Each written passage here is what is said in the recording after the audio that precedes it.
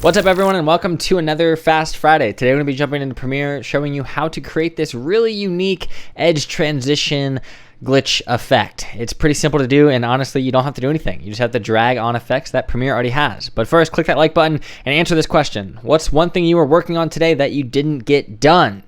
Hit that in the comments. Alright, so in order to do this effect, all you need to do is create an adjustment layer. So go to your project window, click new item, and head on up to adjustment layer. Drag that adjustment layer above your video clips and we can start to manipulate it.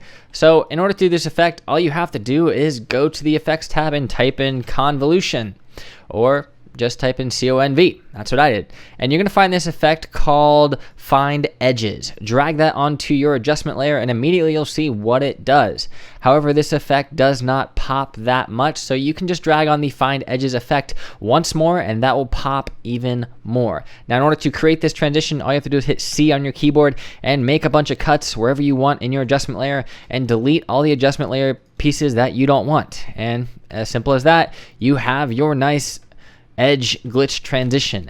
Now it doesn't stop there. You can copy that over to another transition by holding the Alt on a PC or Option on a Mac, and you can also add some other convolution effects such as emboss and see what that does. That one grays it out a little bit, and let's just cut this up a little bit and change this one. So let's add Sharpen Edges, see what that does.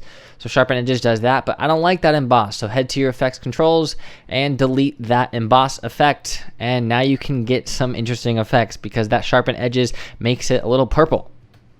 Let's break it down. What is the convolution effect? Well, according to Adobe, it is an effect that changes the brightness values of each pixel in the clip according to a mathematical operation known as convolution. You can read more about it, but it gets pretty complex.